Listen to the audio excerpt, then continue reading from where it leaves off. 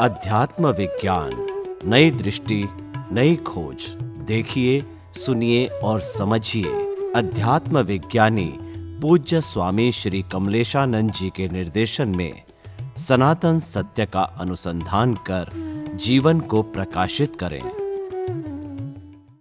जय सच्चिदानंद। जय सच्चिदानंद। बोलिए। आत्मा के बारे में आपने चलते चलते कल भी आज भी उसकी चर्चा हुई कि एक प्रतिष्ठित आत्मा हमारे कर्मों का उत्पादक है, जबकि आत्मा जो है शुद्ध रूप से शुद्ध बुद्ध मुक्त एक अनीय अरूप अनामा अज सच्चिदानंद परधामा व्यापक विश्व रूप परधामा।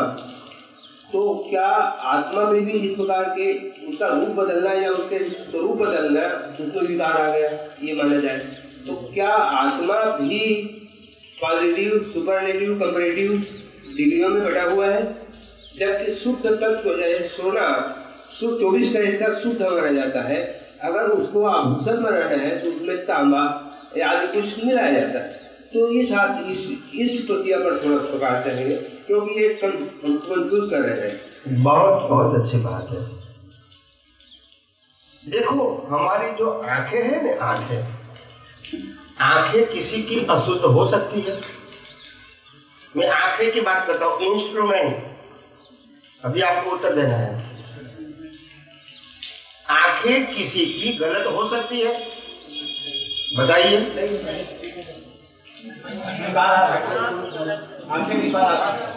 नहीं, अभी मेरा प्रश्न पूरा कंप्लीट सुनो। आंख जो इंस्ट्रूमेंट है जिसको निकाला जाता है, रिपेयरिंग किया जाता है, वो सिर्फ इंस्ट्रूमेंट की बात करता हूँ। इसमें गलती हो सकती है? बोलिए एक बार। हेलो, जो आंखें हैं, हम सबकी आंखें हैं, इसमें गलती हो सकती है? आंखें तो सिर्फ देखने का काम करती है, वस्तुतः जो दिखता है उसी का अनुभव करेगा। गलती हो सकती है, इसका उत्तर दो मेरे को। आंखों में भ्रम हो सकता है। आंखें में हो सकता है कि दृष्टि में हो सकता है? आप कहीं से दृष्टि की है, दृष्टि में भ्रम, दृष्टि का भ्रम हो सकता है। दृष्टि 2 साल के बच्चा भी फैन को देख सकता है, 10 साल का बच्चा भी फैन को देख सकता है, 20 साल का बच्चा भी फैन को देख सकता है, और 50 साल के बच्चा भी फैन को देख सकता है कि नहीं? मगर तीनों की, चारों की दृष्टि एक होती है, आंख तो एक है, बोलते नहीं है। समझिए, ठीक है। तो दृष्टि अलग है और आंख में कमी नहीं, दृष्टि में कमी है। किसमें है? दृष्टि में। हाँ, ये दुनिया जो दिखती है ना, वो दृष्टि के चश्मों से दिखती है। कौन से चश्मे? दृष्टि के चश्मों से राग होता है, द्वेष होता है, आंखों से नहीं होता है। अगर आंख को निकाल के यहाँ टेबल पे रख दो, अभी आंख को कहो तुम राग द्वेष करो तो करेगी? नहीं। बोलते नहीं। नहीं। तो इंस्ट्रूमेंट में गलती है? नहीं। गलती कहाँ है? अपने दृष्टि में। तो परिवर्तन कहाँ करना है? दृष्टि में। आंखों में परिवर्तन नहीं करना है। आंख तो दृश्य दिखाता है। क्या दिखाता है? दृश्य। मगर दृश्य को कैसे समझना, वो दृष्टि के ऊपर आधारित है, वो दृश्य के ऊपर आधारित नहीं है। अगर एक पिक्चर यहाँ लगा दिया कि एक स्त्री यहाँ अच्छा नृत्य करती है, आरंगत्रेल समझते हैं वो? आरंगत्रेल समझते हैं क्या नहीं? साउथ इंडियन में डांस करते हैं वो, इसको आरंगत्रेल बोलते हैं, मालूम है क्या नहीं? ओके, तो आप यहाँ क्या कहते नहीं मालूम मेरे को?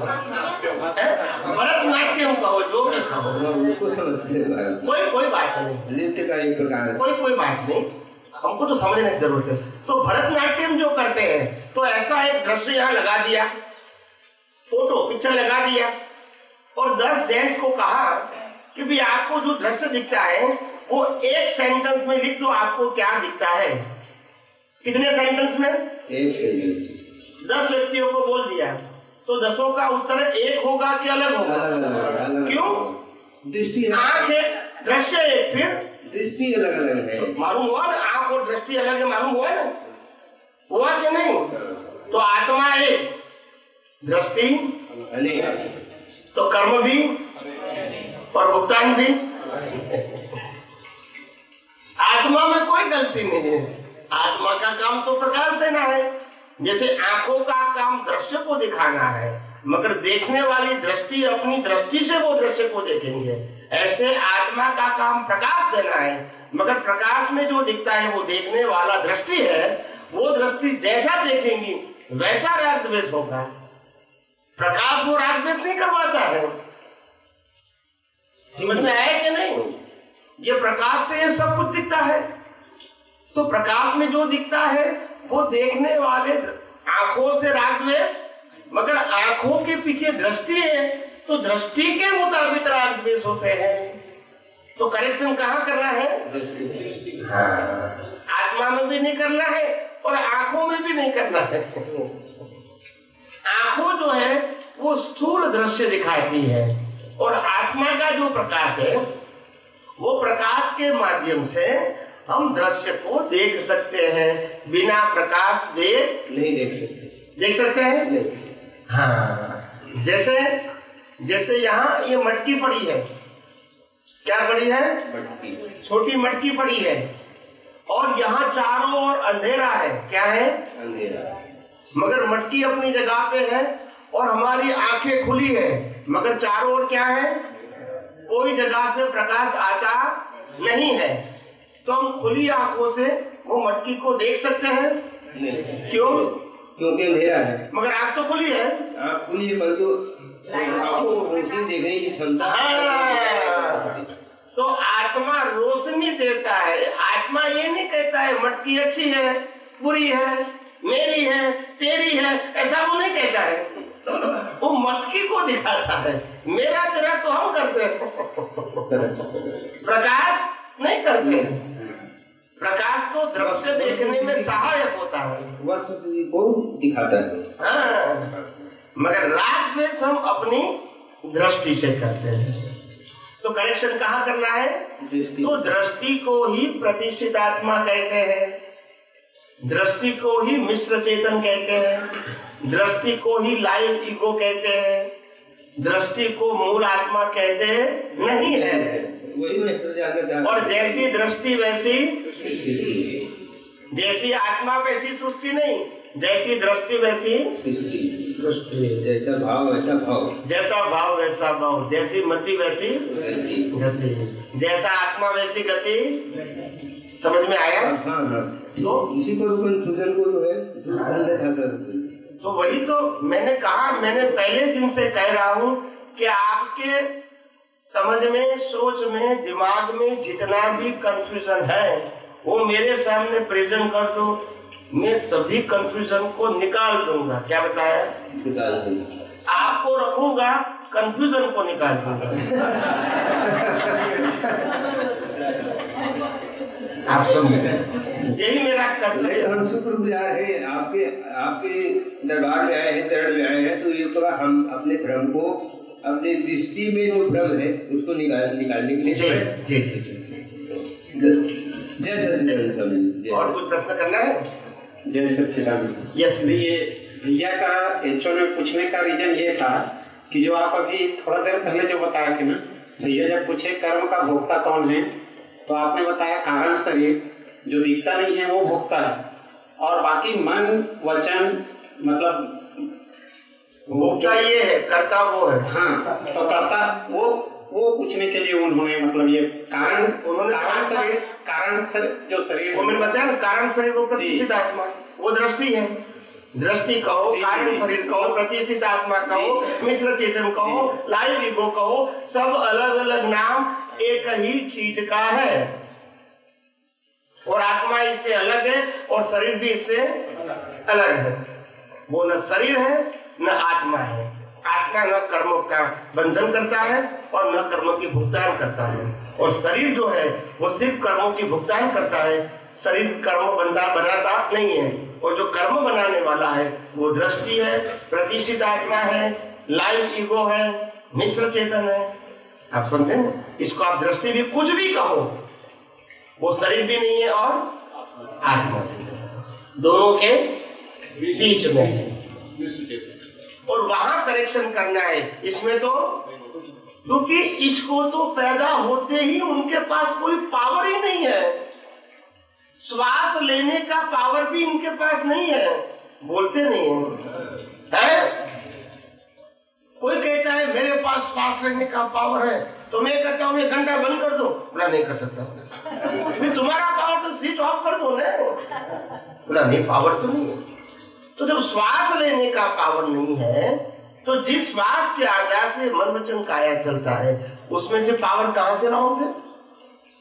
ये बॉडी जीवित रखने के लिए श्वास की जरूरत है, तो जीवित रखने की भी स्वतंत्र शक्ति आपके पास नहीं है। तो जो जीवित शरीर मन वचन काया के माध्यम से क्रिया करता है उसमें आपकी फ्रीडम कहां से होगी? और यही तो अज्ञानता है, यही अज्ञानता है। मैं करूं वही तो अज्ञानता है। हम कुछ कर नहीं सकते हैं। हम रात को तब थक गए, कंटाल गए और रात को तय किया अब ये भी खाना बाना खा लिया है, थके हुए हैं शारीरिक और मानसिक। 10 बजे हमने तय कर दिया कि हमको सो जाना है, तो सोने के लिए गद्दी में लेट गए, मगर 12 बजे तक नींद नहीं आती है। क्यों? बोलिए।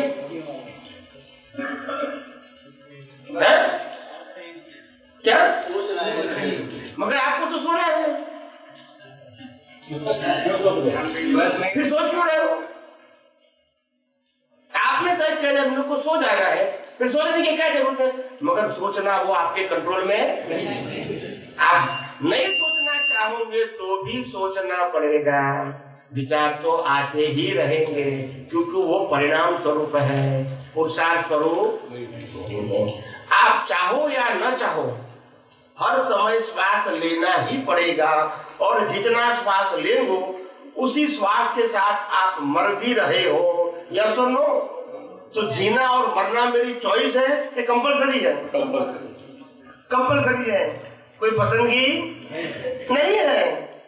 आप समझे कि नहीं? जब श्वास लेना चॉइस नहीं है तो कोई भी अवस्था में पसंदगी हो सकती है? नहीं हो सकती है। वो कर्म सत्ता के अधीन है। और इसीलिए पहले दिन ही मैंने बताया था कि राम को भी वनवास जाना पड़ा, वो उनकी मर्जी नहीं थी, कर्म सत्ता थी। और कृष्ण भगवान का जन्म भी जेल में हुआ, वो मर्जी नहीं थी, कर्म सत्ता थी। और महावीर भगवान को भी कान में खिला लगा, वो भी कर्म सत्ता थी। तो कर्म सत्ता के आगे किसी की चलती। फिर कहेंगे मैं करूं, यही तो भ्रांति है। न तुम्हारे पास सोचने की शक्ति है, न बोलने की शक्ति है, न क्रिया करने की शक्ति है। कोई शक्ति तुम्हारे पास नहीं है। आपको जो कुछ विचार आते हैं, बोलना पड़ता है, क्रिया करना पड़ता है, ये सब कुछ कंपलसरी है। वो कर्मों का फल है। क्या है? उसमें पसंदगी नहीं है। समझ में आया कि नहीं? जय सच्चिदानंद। इसी बात को थोड़ा और डिटेल में समझाइए ताकि लोगों को ये समझ में आ जाए कि कोई भी व्यक्ति इस जगत में किसी भी चीज में विचार करने में, वाणी में और व्यवहार में कोई स्वतंत्र नहीं है। इसको थोड़ा और डिटेल में समझाया ताकि आपकी एकदम क्लियर हो जाएगा।